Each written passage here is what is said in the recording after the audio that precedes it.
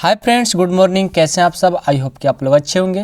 तो आज की इस क्लास में क्लास 11 चैप्टर 10 जिसका नाम है सरल रेखा और इसका चल रहा था विविध। तो विविध का क्वेश्चन नंबर आज हम 7 देखेंगे। ठीक है, देखिए हमारा क्वेश्चन नंबर 7 कहता है कि रेखा x/4 + y/6 = 1 पर लंब उस बिंदु से खींची गई रेखा का समीकरण ज्ञात कीजिए जहां यह रेखा y अक्ष से मिलती है।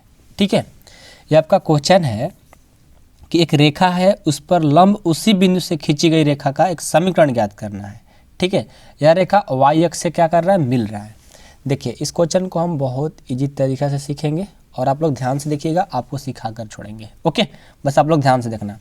पहले क्या करेंगे, जो दिया है उसको लिख लेते हैं। तो क्या दिया आपका, एक समीकरण, एक रेखा, उसको लिखो।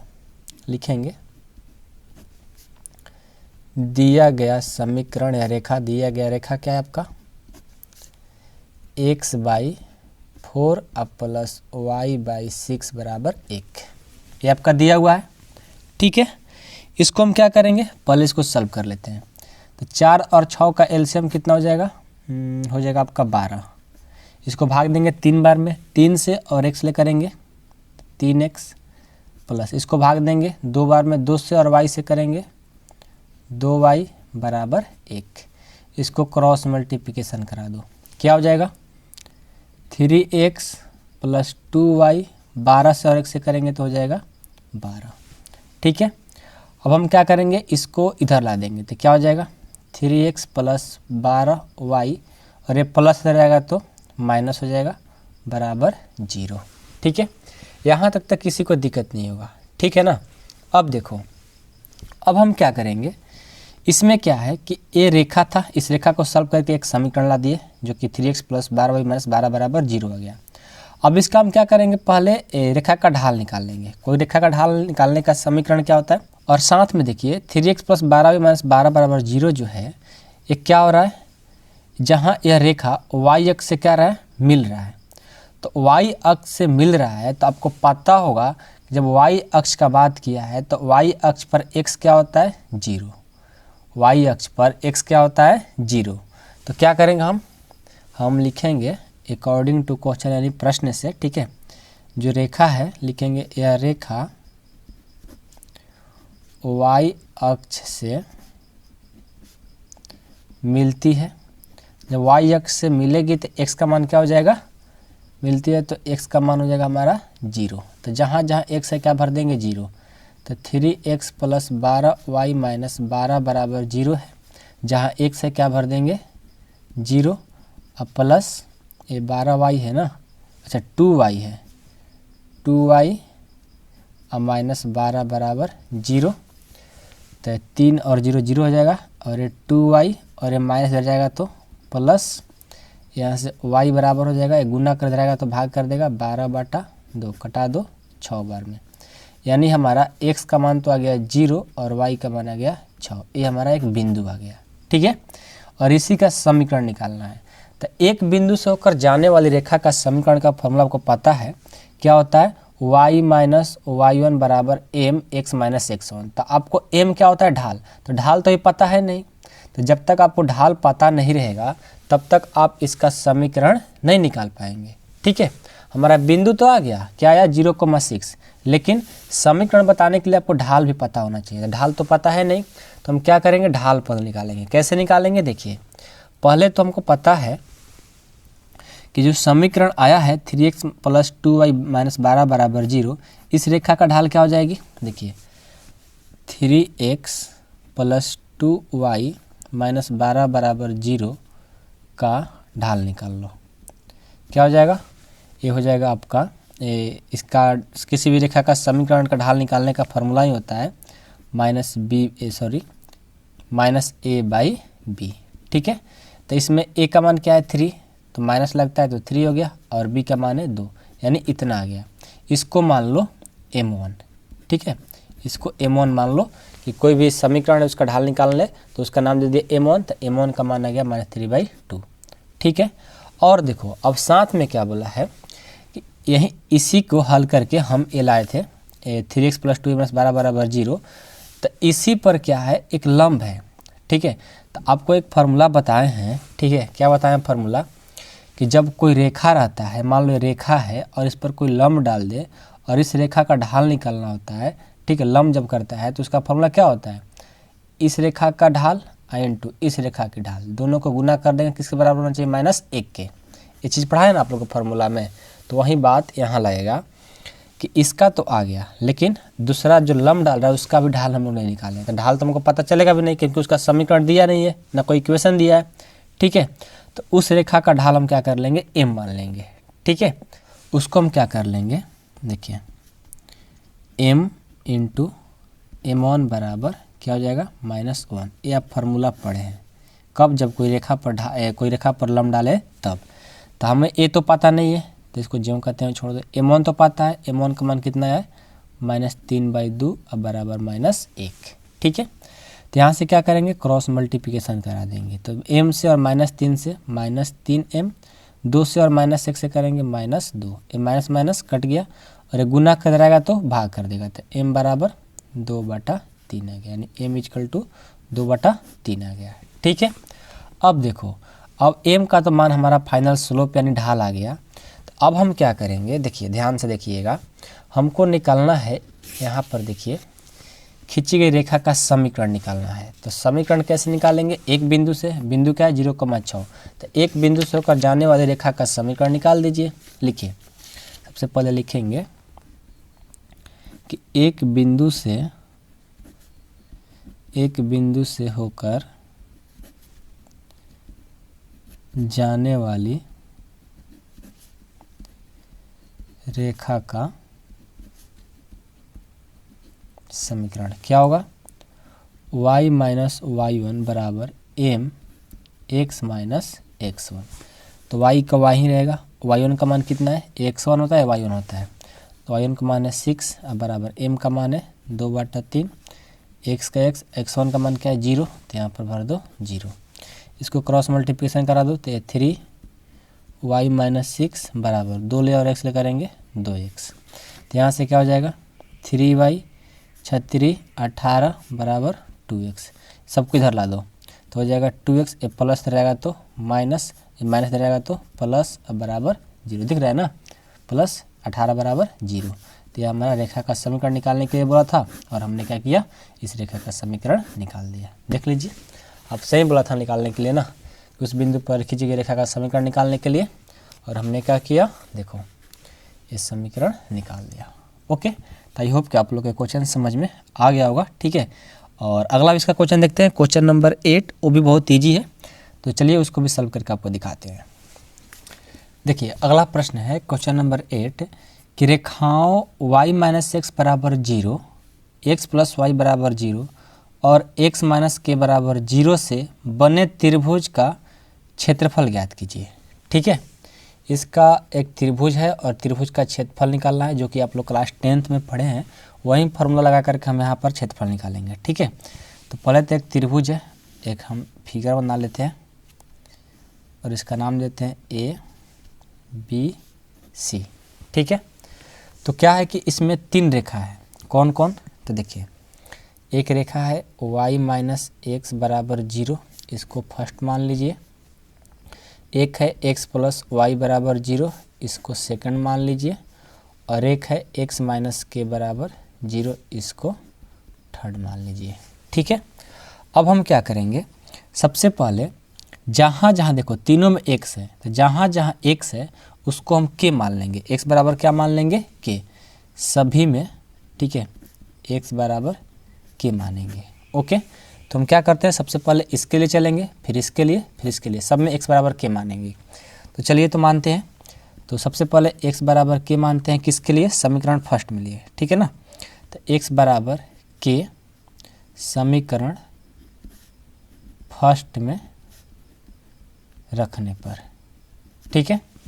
तो यदि x बराबर k समीकरण फर्स्ट में रख रहे हैं तो क्या हो जाएगा, y - x बराबर 0 है, ठीक है, तो हो जाएगा y - k बराबर 0, यानी यहाँ से ये y है और ये माइनस हो जाएगा तो प्लस हो जाएगा, y बराबर k आ गया।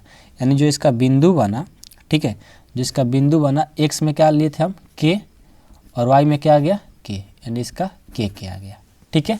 इसी तरह फिर हम लिखेंगे, इसी तरह x बराबर k समीकरण सेकंड में रखने पर, ठीक है, समीकरण सेकंड में रख रहे हैं तो क्या हो जाएगा, सेकंड क्या है आपका x प्लस वाई है ना, तो x प्लस वाई बराबर 0 और x का मान क्या रखेंगे k अब प्लस वाई बराबर 0।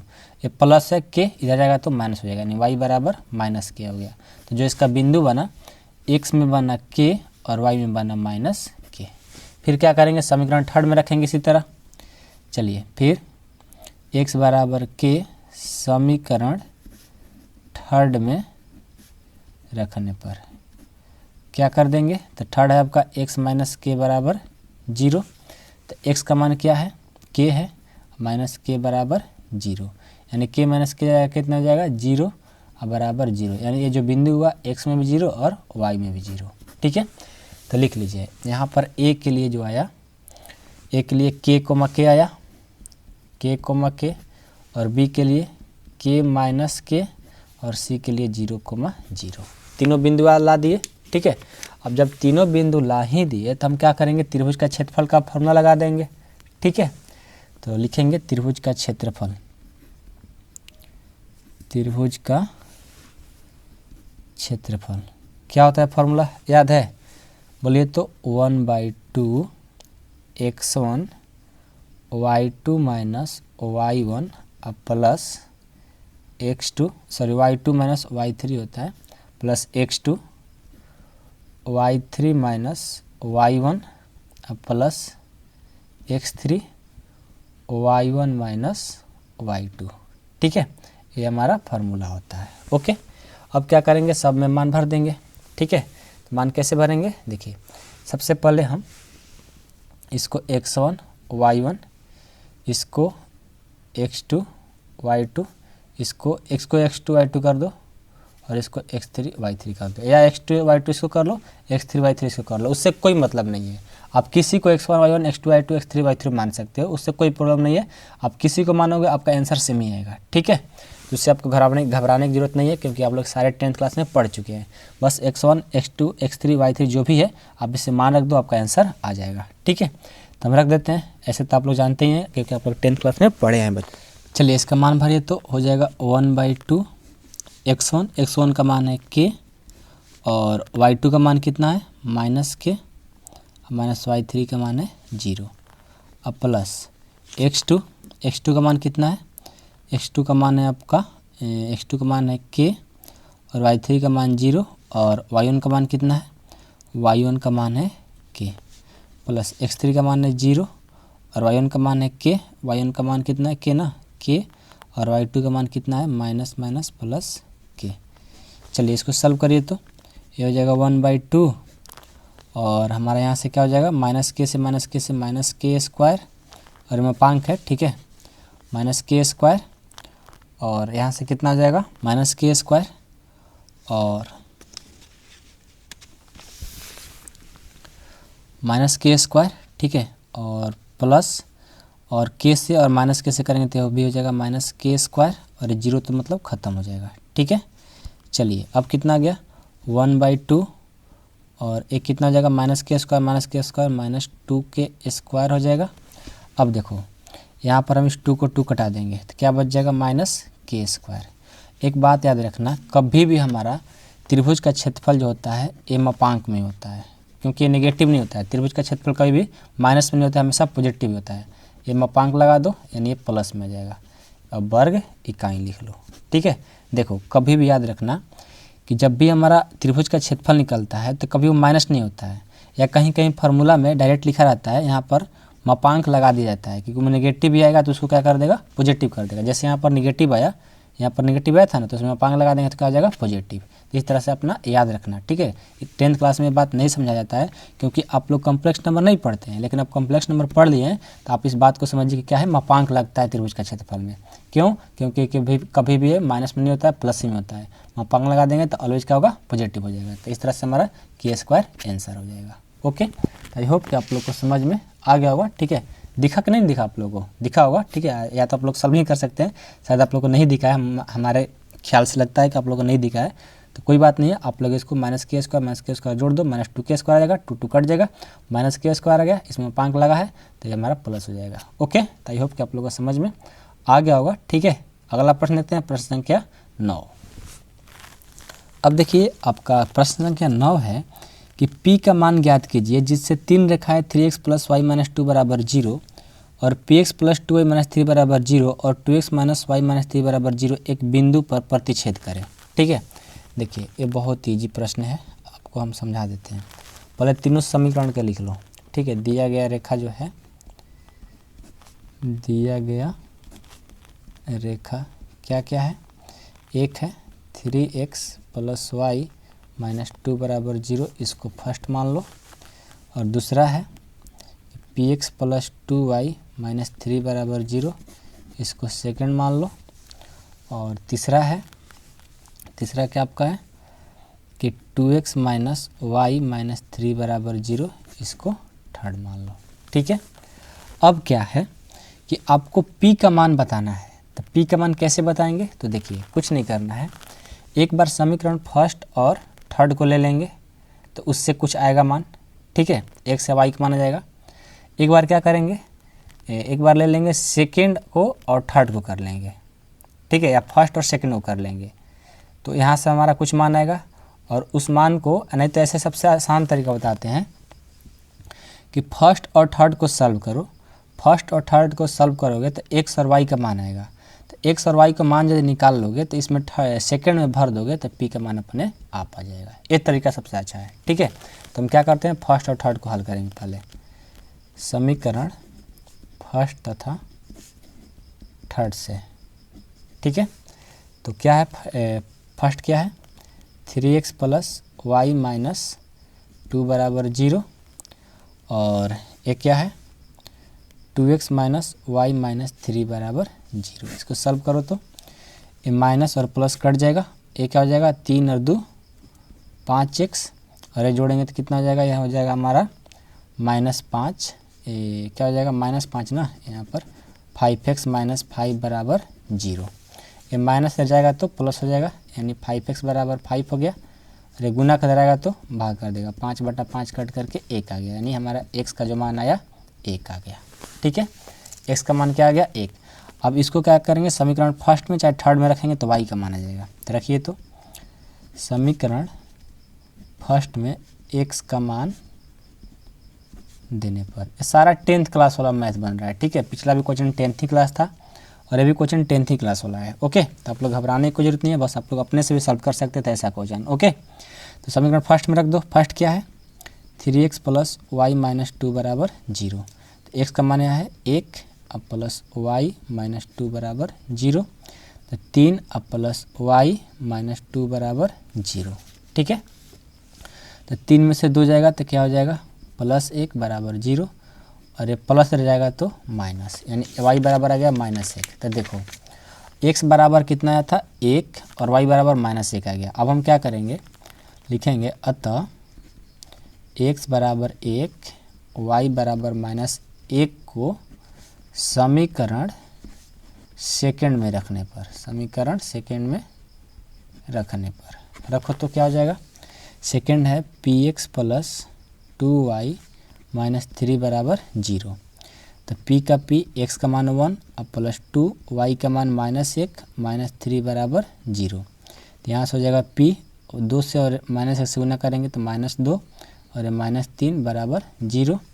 अब क्या हो जाएगा p का p, -2 और -3 -5 = 0, माइनस हो जाएगा तो प्लस हो जाएगा, यानी p = 5 हो गया। ठीक है, देखो p का हमारा इतना आंसर आ गया। हमसे बोला गया था कि p का मान निकालिए, हमने देखो p का मान निकालने के लिए बोला था और हम लोग क्या किए, p का मान 5 ला दिए।